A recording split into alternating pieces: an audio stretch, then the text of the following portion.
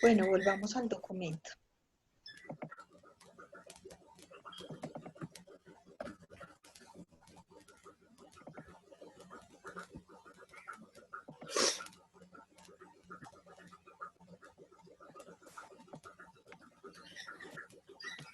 ¿Qué se pasó?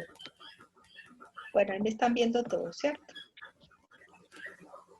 Entonces, decíamos que efectivamente aquí es donde se concretaron las funciones del Contador General de la Nación, donde sus principales funciones están en esa tarea de tener unos estados financieros unificados que consoliden la información pública y especialmente la determinación de políticas contables que entren a regir a nivel de todo el país, y obviamente para que rijan a todo el país tienen que darle la debida socialización e instrucción a todas las entidades públicas para que toda la información quede unificada y cada uno de los establecimientos y organismos del Estado le dé aplicación a esa normativa contable.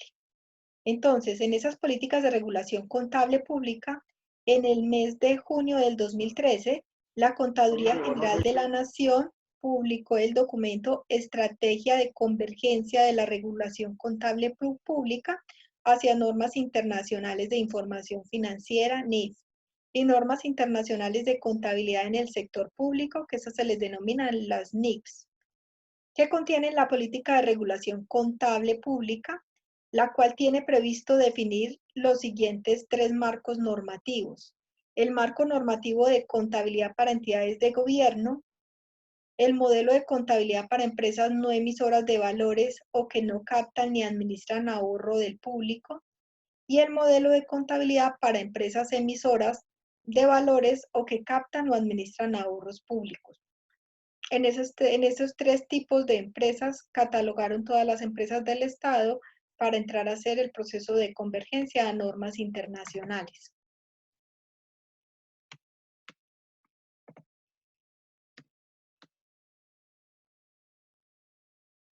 Entonces, aquí tenemos el Sistema Nacional de Contabilidad Pública, que permite la integración de la finalidad del Estado, como se puede ver en el flujo de la información financiera de una empresa pública, que finalmente se recopila y organiza por medio de la contabilidad pública y se revela por medio de los informes que ésta emite.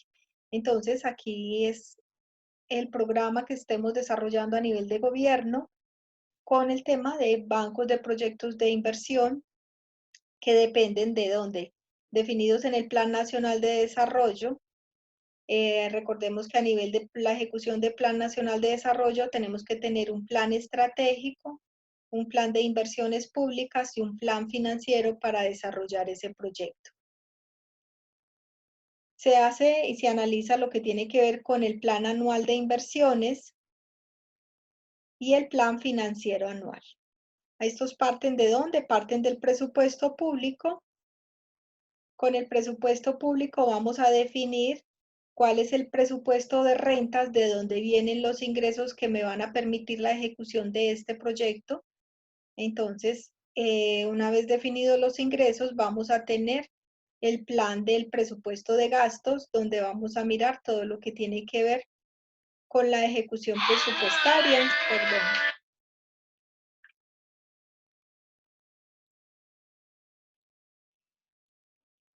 Con el plan de ejecución presupuestaria, los gastos de infraestructura, todos los proyectos de inversión social y de infraestructura requeridos, y en la medida que se empiezan a ejecutar los presupuestos, se empiezan a generar los registros contables que me permiten empezar a darle forma a las políticas y a las normativas que saca el Contador General de la Nación, reflejadas en unos estados financieros.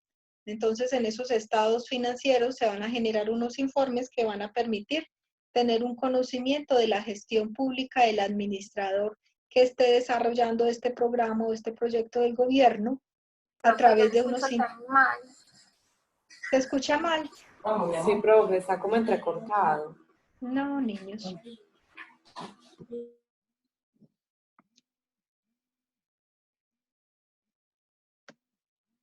Bueno, Profe. sí. Voy a volver a mirar otra vez, a mirar cómo está la señal. No, y está full la señal. Se escucha muy mal. En cambio, a mi profe me parece que la red suya está A mí baja. me parece que la red suya es débil, inestable, dice ahí. Bueno.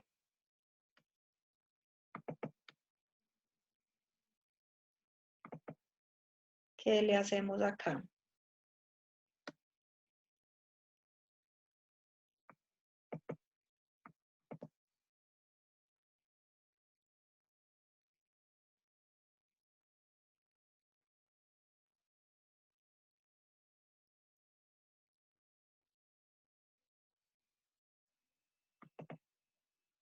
¿Mejoró ahí? ¿Cómo se está escuchando ahí? ¿Mejoró la conexión? ¿No mejoró? Sí, profe, mejoró. ¿Sí mejoró? Profe. Bueno, ensayemos con ese cambio a ver si permite o no permite.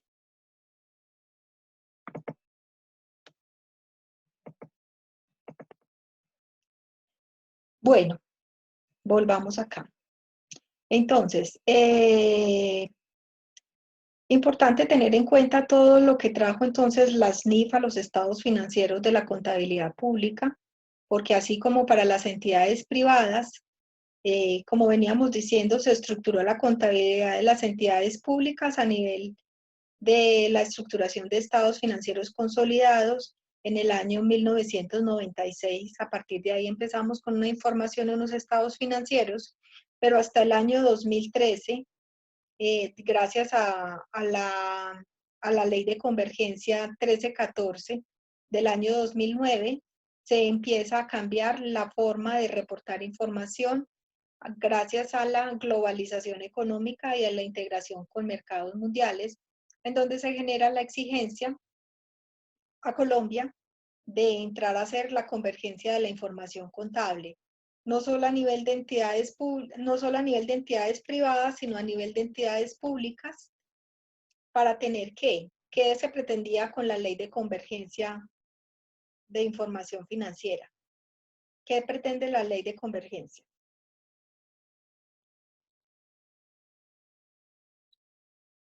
Profe, me repite. Qué pena con usted. ¿Qué se implementa con las NIF? ¿Qué se espera de las NIF?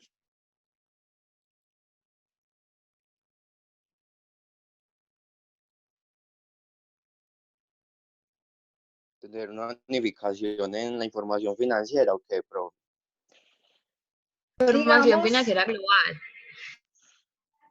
pues digamos que tener transparencia en la información financiera, que la información financiera sea comparable, que sea más globalizada, que sea más confiable, que tenga un control más pertinente de acuerdo a unas normas de auditoría internacional y a unos parámetros internacionales, de tal forma que la información sea estándar, ¿cierto?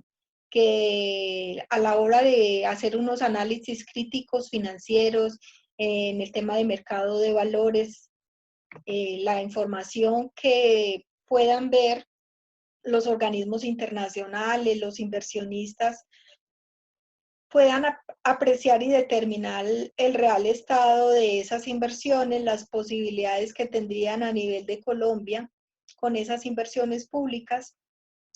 Entonces, lo que se pretende es tener una unificación de la información de cada país. Antes cada país manejaba la contabilidad con sus criterios propios, con sus políticas contables dependiendo de cada país propias. No se tenía una unificación de estados financieros a nivel internacional y lo que se pretendió con la implementación de las NIF era que el Banco Mundial, todos los organismos internacionales, los inversionistas, pudieran apreciar y detallar la contabilidad de cada país, incluido Colombia, desde una misma mirada, con una misma óptica, con una misma normatividad internacional. Entonces es allí cuando se crea la obligación de hacer una convergencia de estados financieros.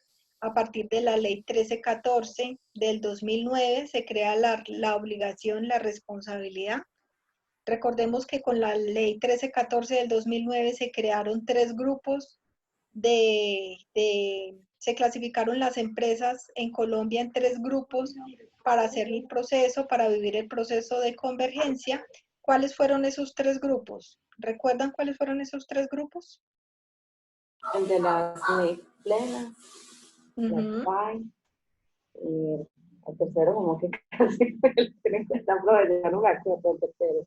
Pero Eso, exacto, así como para pequeñitas, así como... sí, como para microempresas menores de 10 empleados.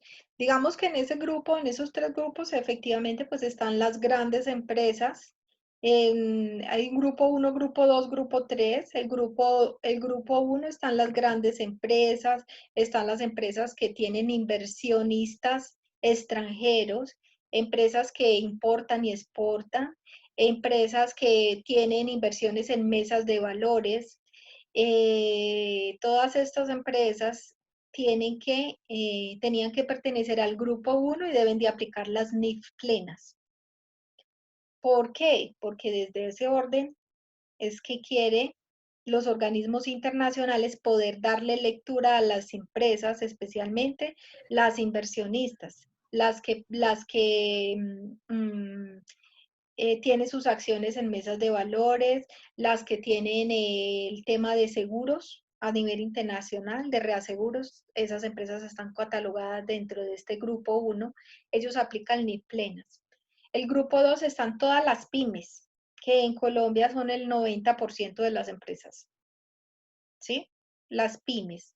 Y las microempresas son las empresas pequeñitas que están en un grupo 3 y en ese grupo 3 simplemente tienen unas normas básicas, donde solamente les generan una obligación de tener una contabilidad simple y en esa contabilidad simple solo presentan un estado de situación financiera, un estado de resultados y unas notas aclaratorias que complementan los estados financieros. En el caso, por ejemplo, de ellos, no tienen que presentar un estado de cambio en la situación patrimonial, ni tienen que presentar el estado de flujo de efectivo, ¿sí? Mientras el grupo 1 y el grupo 2 sí deben de presentar los 4 estados financieros y las notas aclaratorias. Y cada uno tiene que darle aclaración y especificación a todas las políticas contables, todas las políticas que fueron implementadas con la implementación de las NIF, que fueron desarrolladas con la implementación de las NIF, darle alcance al impacto que generó la implementación de las NIF en cada una de las empresas, cómo impactó su patrimonio, en positivo o en negativo, porque no siempre el hecho de tener que valorizar y de demostrar el valor razonable en cada uno de los rubros va a definir un mayor patrimonio. No quiere decir, sino que a muchas empresas le pasa al contrario, el patrimonio se vio reducido antes. Entonces, eso depende de cuál es la composición y la estructura de los estados financieros que tiene cada empresa. Eso se tiene que ver reflejado en los estados financieros. Cuando ustedes llegan a una empresa, se van a dar cuenta si la empresa hizo convergencia con solo mirar el patrimonio. ¿Cómo se darían cuenta con solo mirar el patrimonio? Si se vivió la convergencia o no se vivió la convergencia. Profe, se está volviendo a entrecortar. ¿Cómo se verificaría a nivel del patrimonio si se vivió la convergencia o no se vivió la convergencia?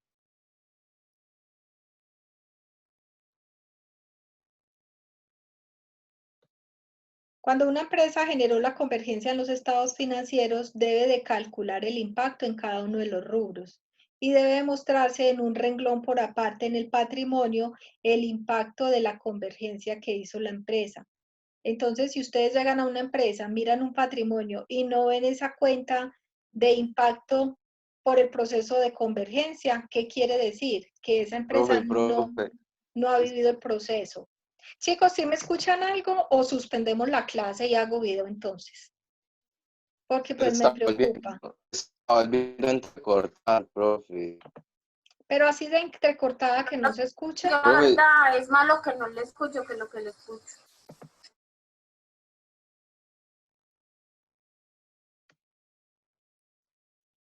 Si a todos les pase, o es Sí, No, a mí se para por ratos, entonces uno A mí- queda...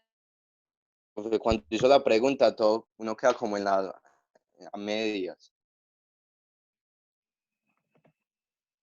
Bueno, chicos, los voy a invitar a tomar un refrigerio y miramos si mejora. Si no, suspendemos clase y arranco a hacer video de una vez. Pero lo que pasa es que me Dale. interesa hacer las clases con ustedes para que sean participativos, porque si no, la verdad es que el aporte se queda en la mitad. Y la interesante de la interacción es que sean participativos, pregunten y ustedes mismos se exijan, porque si ustedes solo me dejan a mí dar la clase, ustedes se quedan con todas las dudas, inquietudes y no se exigen ustedes mismos, porque la idea es que ustedes crezcan con esto. Acuérdense que aquí no solamente estamos viendo contabilidad pública, aquí no nos limitamos solo a contabilidad pública. Aquí sus dudas en contabilidad deberían estar aprovechándolas, sacándolas y aprovechando el espacio al máximo, niños.